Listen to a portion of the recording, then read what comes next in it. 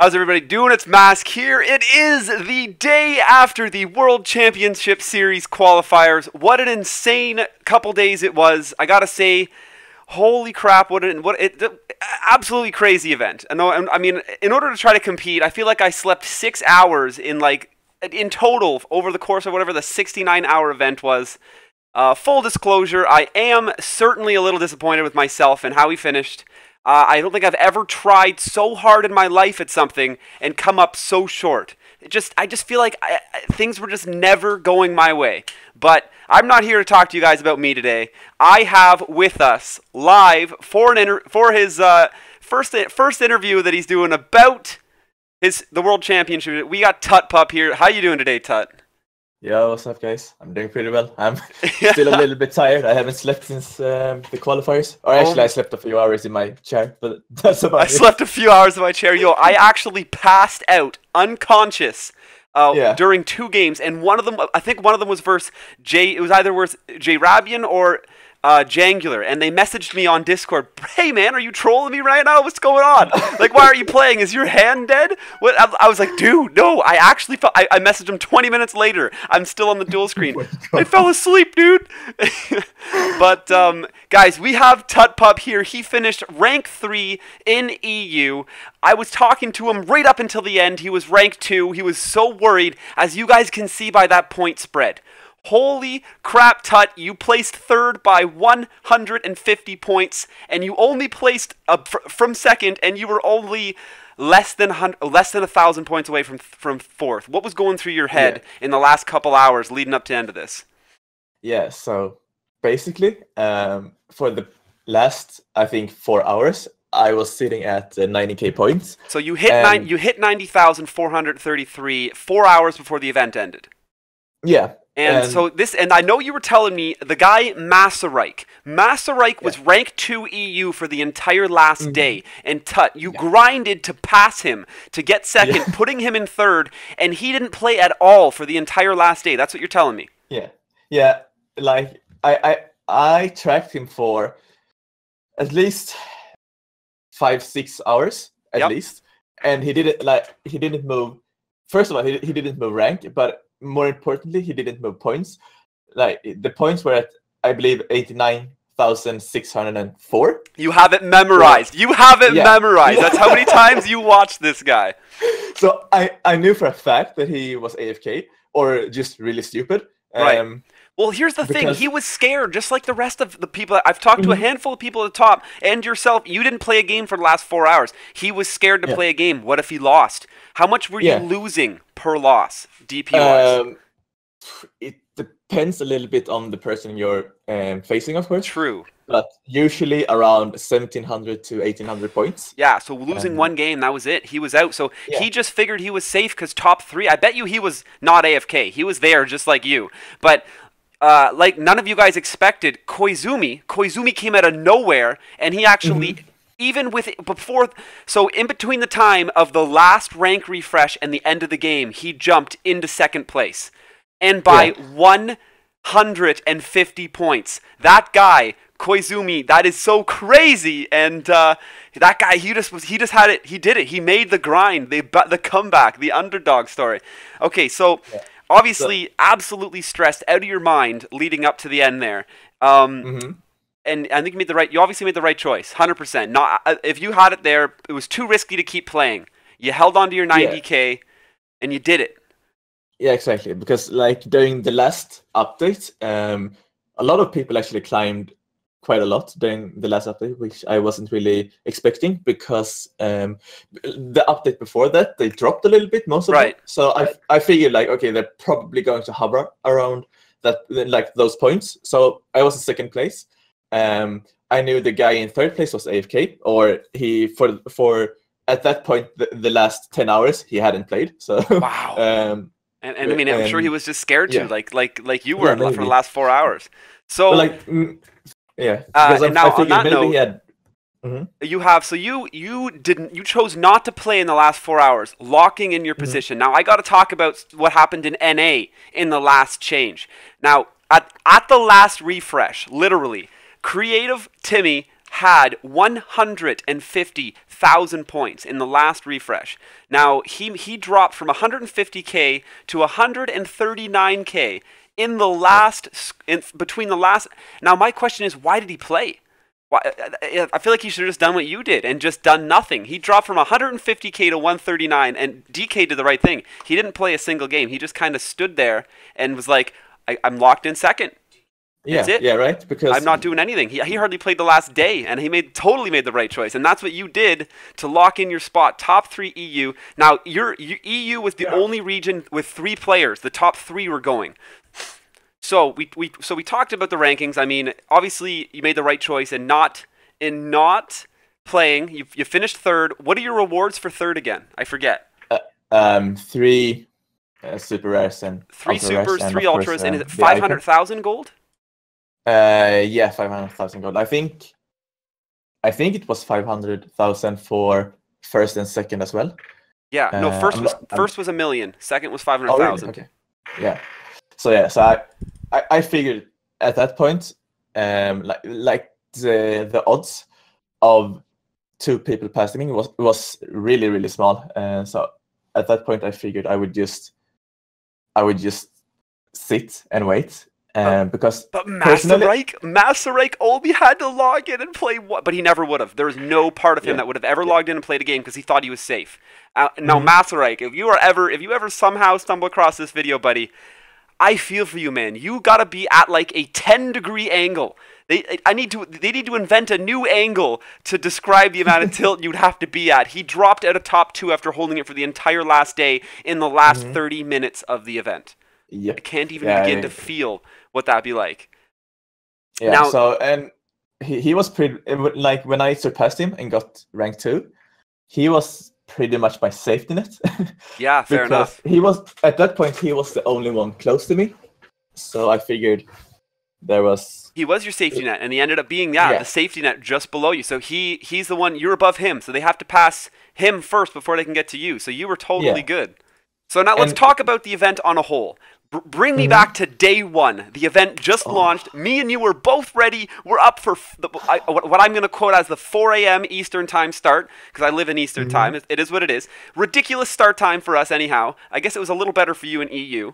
But, yeah, it was around 10 o'clock, so that was pretty nice. What deck did you start with, and how did day 1 go? Tell me about day 1. What deck did I start with? I believe I started playing the same Destiny Draw Gravekeepers as I played when... you started with the Destiny Draw Gravekeeper Relinquish deck that me and you tested out? No, not the Relinquish deck. I was planning on saving that for when the competition started getting harder, because I figured that like once you started climbing, you would like face people closer to your rank. Obviously, that wasn't the case. Which didn't feel like the case. I feel like at any time we were just getting matched up with anybody, and the only search function was King of Games plus. So I feel like everybody, even people with like 20,000 DP were playing the people at the top of the ladder. Yeah.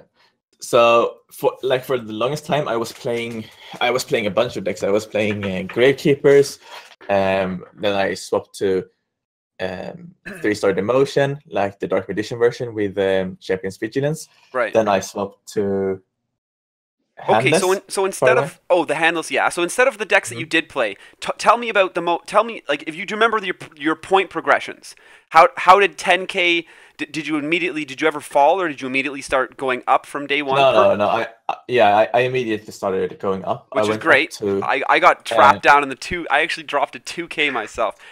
Yeah, not about me. I didn't go far. I went to like 12K, 13K, stuff like that. Yeah.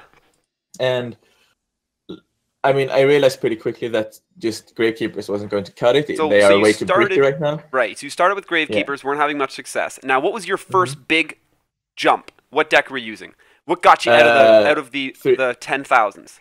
Yeah, 3-star Demotion. I was watching one of the streams, and he used 3-star Demotion, and I'm like, this deck can't be so like that consistent, because in deck testing it wasn't very consistent, in my opinion at least, and like the decks we were trying it against, they did very well against it, so I figured it's not actually going to be so good. But then again, I didn't take into account the format we were playing in, Yeah, where it's just grind. So the fact that it had quick wins, guaranteed wins when it drew the nuts, and potential wins when it didn't, that it got it. What we didn't realize is we were deck testing for like 80% win rates. You don't need that in this event. Although you just needed like 70, 60% win rates and you were still climbing. So the Dark Magician deck did well. Now, how do you feel about Konami announcing their first limited thing they're doing to the game is limiting Dark Magician to 1? They chose that deck. So they obviously collected data from the event and that deck overperformed so much. It's the first one they're hitting. Yeah, I think it's interesting because, in my opinion, that deck isn't even the best version of the 3-star demotion deck. However, I think it has kind of the Taya Burn concept where if you draw the correct cards, you just summon Dark Magician, you set, or even you summon like Jester, you summon Dark Magician Girl over it, then you Sage Stone, and then you set Champion's Vigilance. Like there is nothing you can do. And it's game over. So I guess then, even though that can still be drawn, it's now less consistent with only one Dark Magician. And if you were able to find an answer to that, which some decks could, they couldn't turn around and do it again to you in the next 2 turns. So I like the change. I like the change. I really hope they hit Taya Burn as well. Obviously, I don't even need to explain Taya Burn. All you guys out there know that Taya Burn is just... It's the thing that makes you literally take your phone and chuck it across the room. I actually chucked my phone across the room when Taya Burn shut down some of my better win streaks.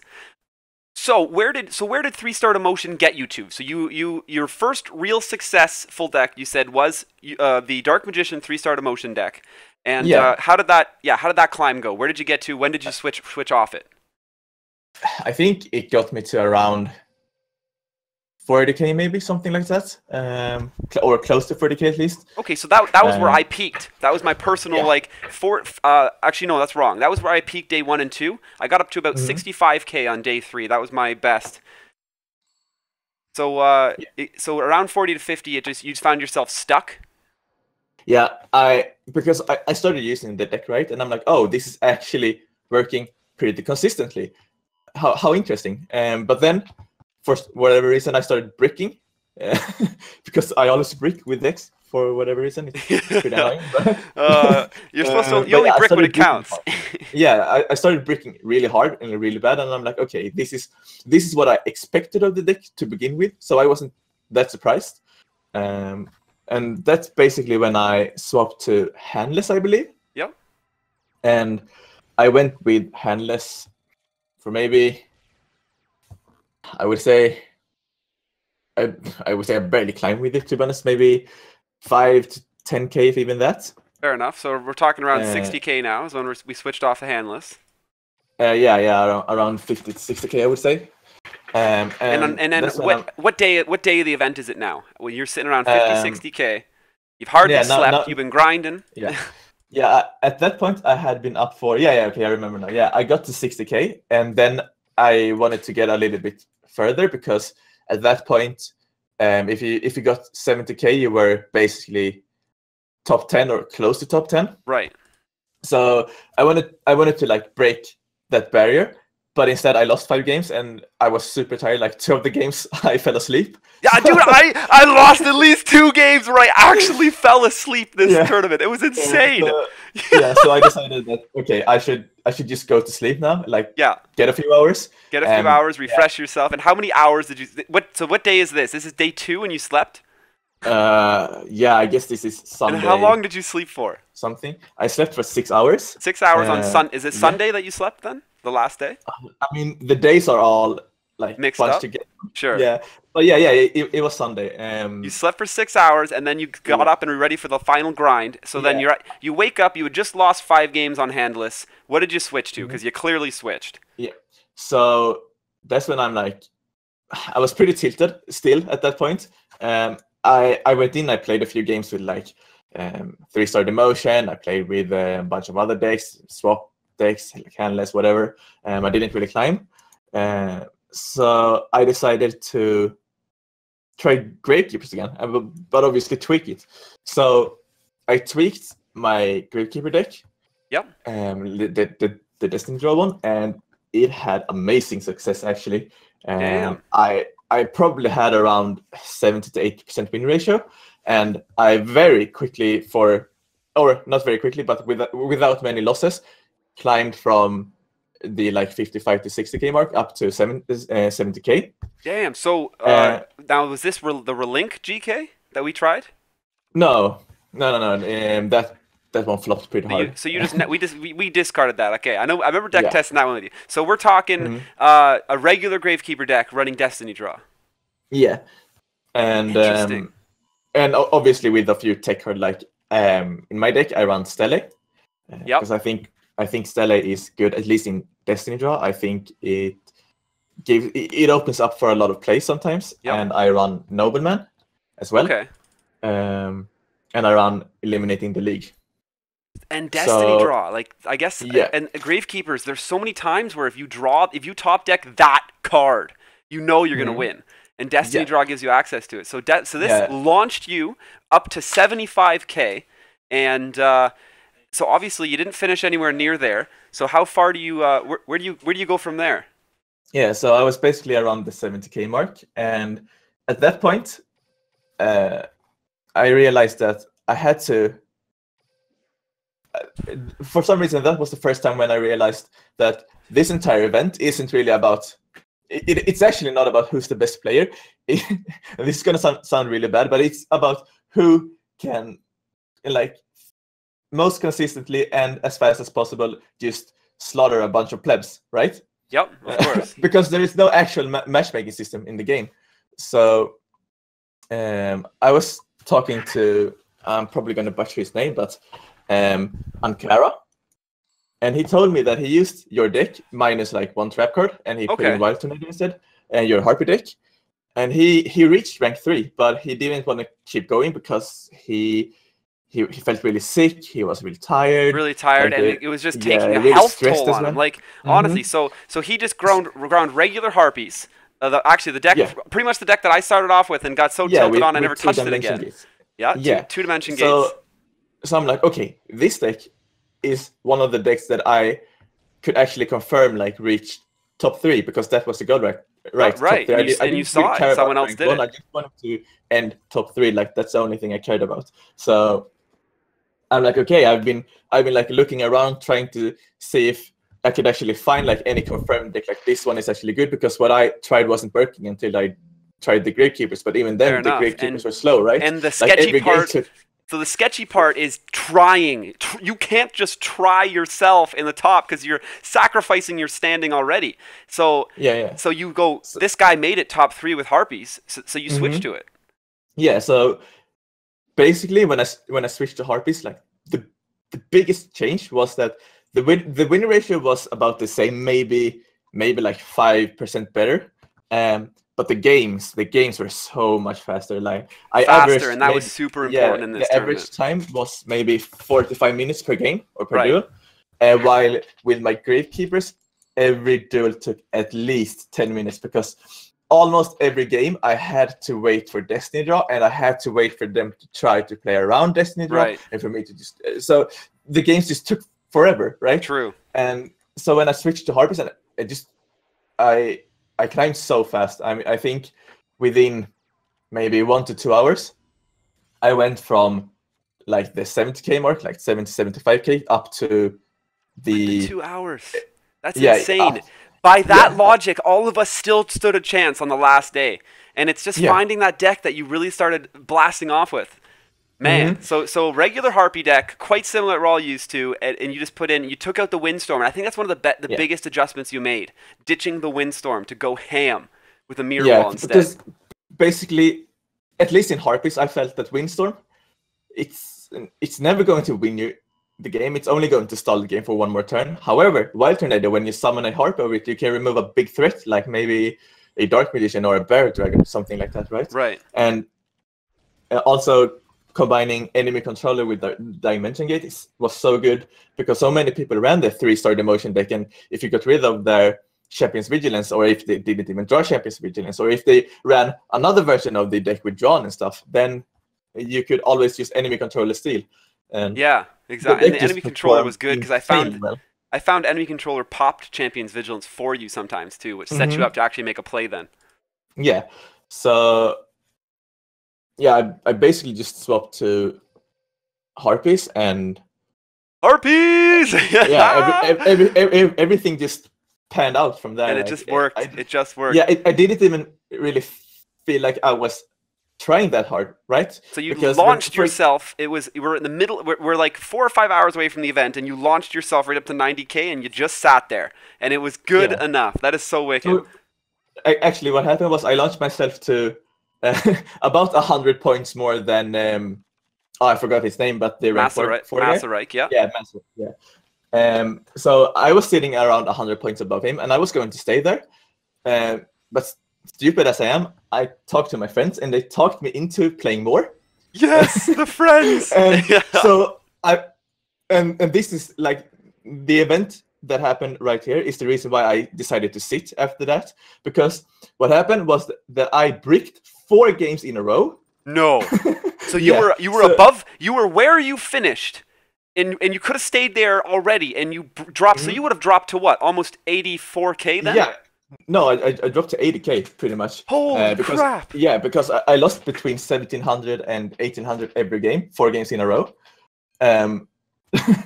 So obviously at that point I was pretty tilted. Of course. So I had to win about, I don't know, 8 games in a row, and then I lost one, and then I won a few more to get up to 90K. And that was it. You were, I am absolutely done. We are staying here. Yeah. Holy smokes. At that time I updated, like there was no one close to me except the guy being AFK. Like the other ones were at maybe 82K, something like that. Like they were far behind. There were only a few hours left of the event. I figured, okay, the best thing to do is just to keep updating every hour, see where they're at, like see how they're doing. Check the refreshes, and you were good. Yeah. All right, well, we that pretty much that's your tournament. That's pretty much your tournament stretch there. Not much sleep, an unhealthy amount of lack of sleep. Some great deck decisions, and of course the right decision to just sit and lock in that rank 3. So this is the final thing that I wanted to know, and I'm sure everyone else does. What did you pick for your rewards, Tut? Let's start with your ultra rares. What were your ultra rare choices, and why? Yeah. So for my ultra rares, I pretty much just wanted to fill out what I had left. So because my RNG is pretty bad, and because I wasn't able to participate in the YuGiOh event this time, I only had 1 Valkyrian. So I picked 2 Valkyrians, and I picked a Big Shield Garna. And does that complete your Big Shield Garna set? Yeah. Oh, I'm jealous. I like the choices. So we've polished off the Valkyrin, and we got the Big Shield Gardenas done. So how about the super rares? What did you pick for your super rares? So for my super rares, I kind of wanted to do the same thing, but I'm actually missing a lot of the event super rares from like Bakura and Joey, because again like I'm farming them 8K every time, but they're just not dropping. So you're preaching to the choir, man. We know those event farms make me want to smash everything. So what did you pick? So I picked 1 Volantis. Okay. I picked 1 Magnet Warrior Gamma. So you didn't have 3 Gammas. You must not have had time to farm Yugi 15 times in this event, did you? No, I didn't even have time to do that. So damn. And I picked a, what's the name, Red Ice Spirit or something like that. You know, the trap card that can resurrect Red Ice. Okay. Yep. Because I only had 1 of those, and I figured if I ever want to run a Red Ice deck, I would probably need 2 at least. Now, that makes my choices so hard that you mentioned that. Oh my gosh, so hard. And then what was your third? So wait, Red Ice Spirit, Volantis, and Gamma. Yeah. Okay, awesome. Yeah. So and so you polished off some of those event collections. That's how I feel. Like I'm never, as much as I want to pick Champion's Vigilance because I'm short, I can farm it. Eventually, I gotta believe that it's just gonna drop. So.